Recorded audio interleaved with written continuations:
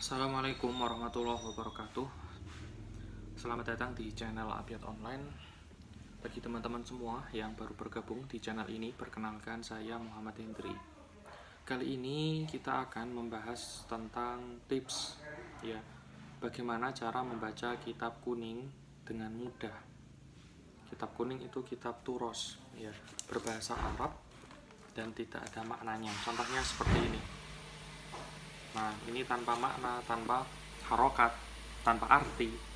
Nah, bagaimana sih cara membaca kitab seperti ini, buku seperti ini, buku bahasa Arab?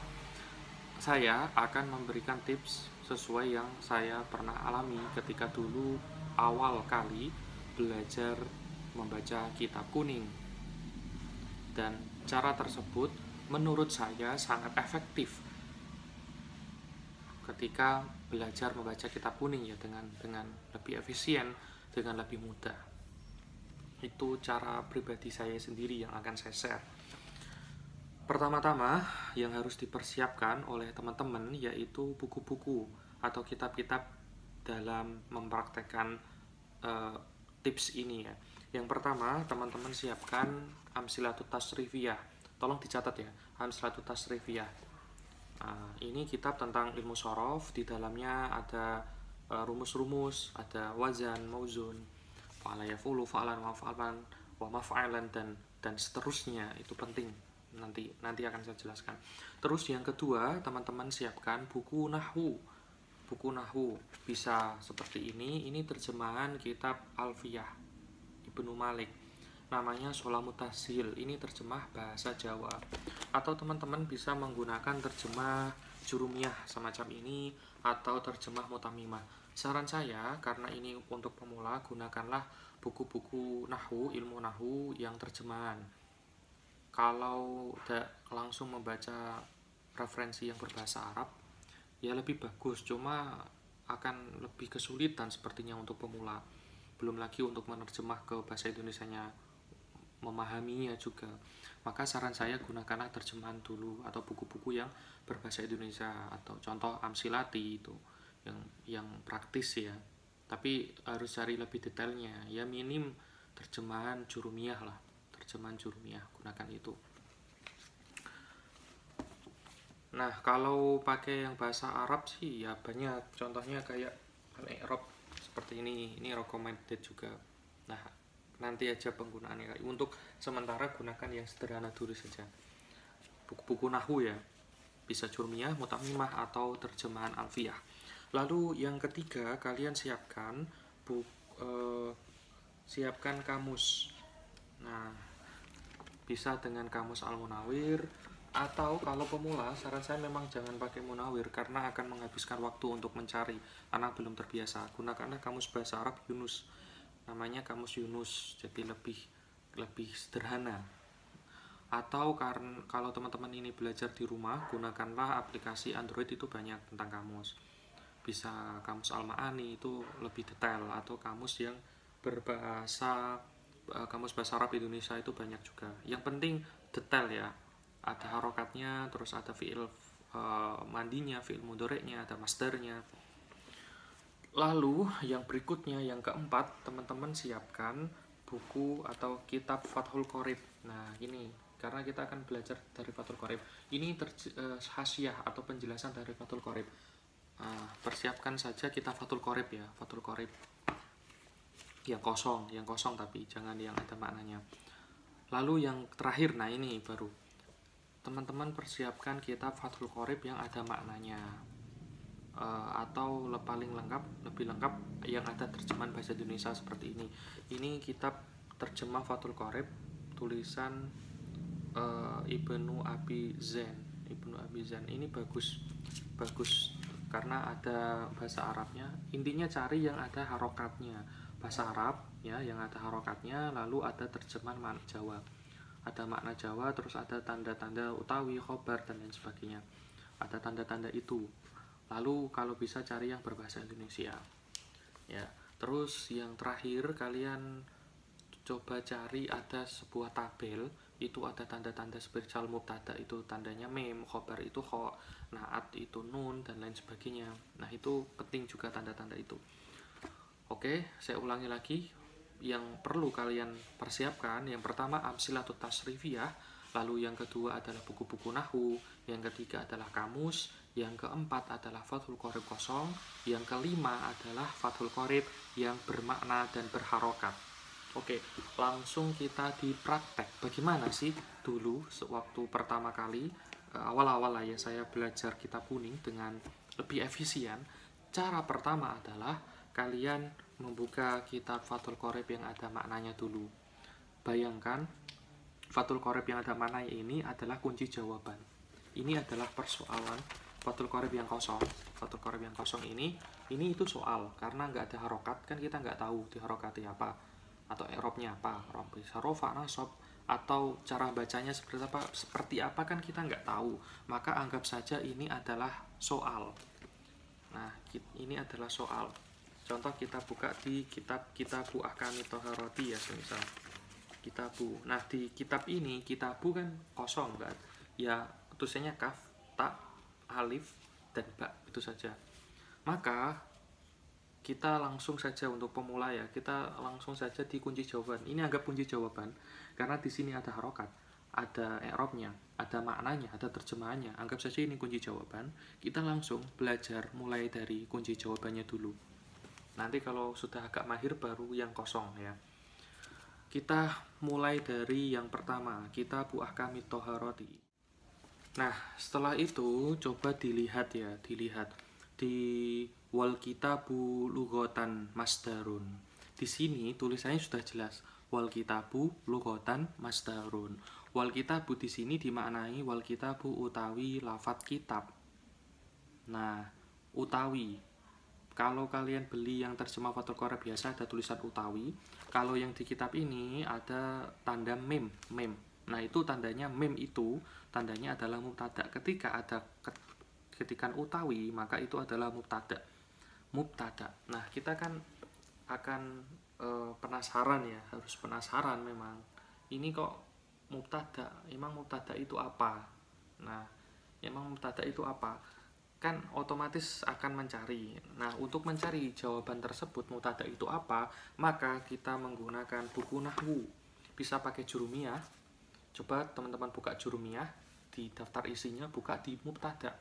Teman-teman baca secara singkat, secara keseluruhan mubtada itu definisinya apa, i'rabnya apa. Nah, ternyata setelah ditemukan di jurumiyah ada keterangan bahwa mubtada itu i'rabnya rofa.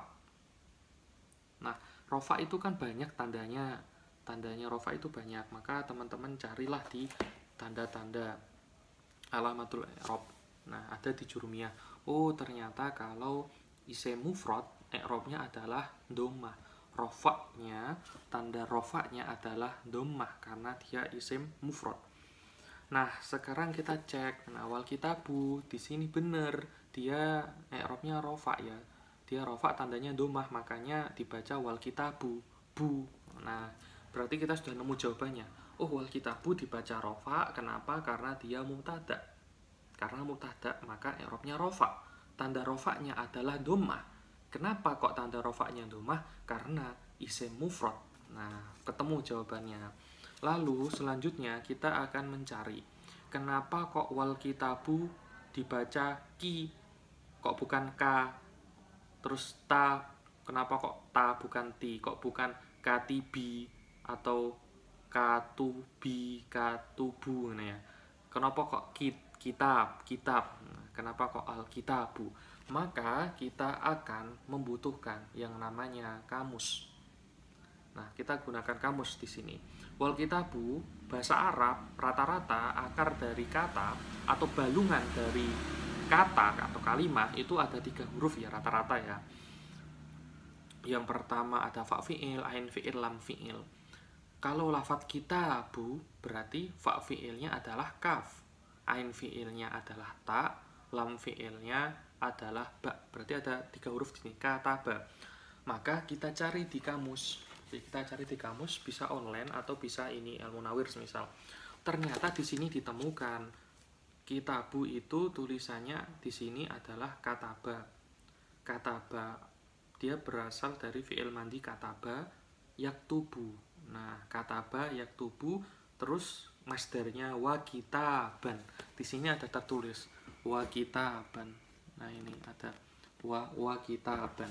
Wa kitaban ini menjadi masdar, berarti kitaban wa kitabatan. Ada dua, kitaban atau kitabatan. Berarti kita sudah nemu jawabannya. Kenapa kok kitaban? Ya karena memang masdarnya kitaban.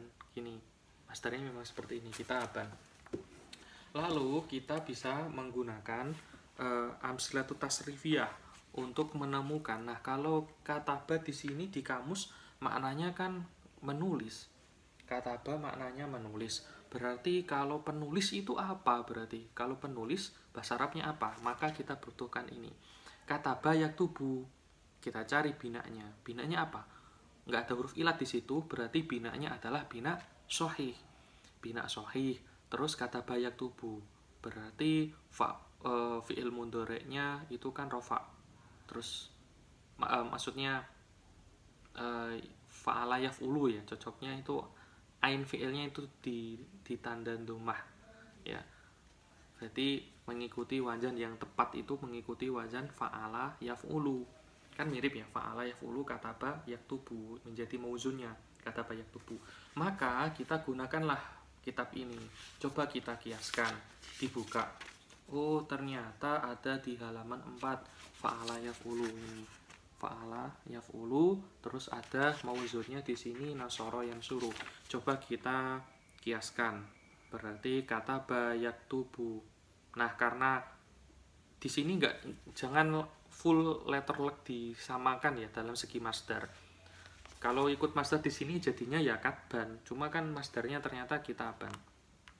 Nah, maka kita patokan di fi'il madi, mudhari', terus isim fa'il dan seterusnya. Untuk masdar memang terkadang ada yang masdar yang simai ya. Ada masdar-masdar simai. Jadi nggak letter luck kita harus mengikuti yang di kitab ini gitu. Ada tertentu contoh ya tadi itu kata baik tubuh kitaban. Di sini kan rumusnya fa'alan wa maf'alan, bukan fi'alan. Karena memang dia tidak sesuai yang tidak plek gitu. Tapi miripnya di isim fa'il dan seterusnya. Berarti kataba yaktubu fahuwa katibun fa'ilun. Nah, kalau isim fa'il artinya kan orang yang. Berarti kalau katibun itu orang yang menulis. Berarti terjemahan dari orang yang menulis atau penulis adalah al-katib. Katib. Terus wadaka maktubun. Maktubun isim maf'ul, berarti maktubun ditulis. Nah, kalau tulislah berarti uktub. Nah, kita bisa menggunakan ini. Nah, itulah cara-caranya ya, cara-caranya. Itu baru kita membahas dari satu kata dengan detail, tapi walaupun agak lama detail, cuma kelanjutannya nanti teman-teman akan lebih mudah dan lebih terbiasa. Itu contoh yang gampang ya, yang lebih yang menurut saya masih mudah karena lafadz wal kitabu. Bayangkan kalau kita lanjut ya membaca, misalnya membaca terus menemukan kata-kata yang lebih panjang atau yang lebih sulit. Contohnya teman-teman coba membaca lagi ya. Wal kitabu lughatan masdarun bi makna adzomi wal jam'i wastilahan ismun li jinsin minal ahkami. Kenapa kok bacanya ahkam? Kok al-ahkam bukan ihkam ya? Kok bukan ihkami kok ahkam? Maka memang harus dicari balungannya. Berarti ahkam ya hakama. Carilah di kamus. Oh, ketemu ternyata mufradnya itu adalah hukmun. Jamaknya dia jamak itu jamaknya ahkam. Bacanya ahkam bukan ihkam. Jadi bahasa Arab memang patokannya di kamus juga. Karena itu penggunaan dari orang Arab yang ngomong sejak dulu, lalu dirumuskanlah di dalam kamus. Jadi penting ya kamus itu, penting untuk mengetahui cara bacaan dari kitab kuning ini dan lain sebagainya ya. Contoh kayak ada lafadz tustabahu. Tustabahu berarti lebih dari 3, berarti ini mazid ada sin di situ. Tustabahu berarti istabaha yastabihu. Maka bukalah di sini, bukalah di amsilatu tasrifiyah Hamzah tasrifiyah, bukalah wazan istaf'ala yastaf'ilu. Oh, ketemu. Di sini ada istaf'ala yastaf'ilu, terus mauzunnya apa? Jadi cocokkan di mauzun ya. Pas kan mauzun ini banyak. Jadi amsilatut tasrifiyah ini kelanjutannya. Amsilatut tasrifiyah sebenarnya yang terpenting itu malah terletak di mauzunnya, bukan di wazannya. Karena wazan di amsilatut tasrifiyah ini yang paling atas itu hanya contoh untuk yang bina sahih. Karena kalau di bina yang mu'tal itu sebenarnya nggak sama dengan wazan yang di atas ya. Patokannya itu di mauzun. Mauzun kan asli kata bahasa Arab seperti itu, sedangkan wazan itu adalah rumus. Nah, lebih dahulu mana antara rumus dengan bahasa Arab? Kan bahasa Arab dulu, ada bahasa Arab baru dirumuskan. Maka rumus itu mengikuti bahasa Arab. Jangan dibalik. Selama ini kita logikanya kan dibalik. Nah, ini jangan dibalik. Rumuslah yang mengikuti bahasa Arab. Maka patokannya teman-teman kalau mau belajar amsilatut tasrifiyah, gunakanlah mauzunnya, hafalkan mauzunnya untuk menjadi contoh-contohnya. Nah, mungkin itu dulu yang bisa saya sampaikan karena nanti videonya akan kepanjangan. Kalau terlalu panjang mungkin akan saya buat lebih potong-potongan gitu yang lebih detail. Untuk kalau ada pertanyaan silakan bertanya khusus yang video ini. Insya Allah akan segera saya tanggapi di video yang lain kalau ada kebingungan. Terima kasih, semoga bermanfaat. Assalamualaikum warahmatullahi wabarakatuh.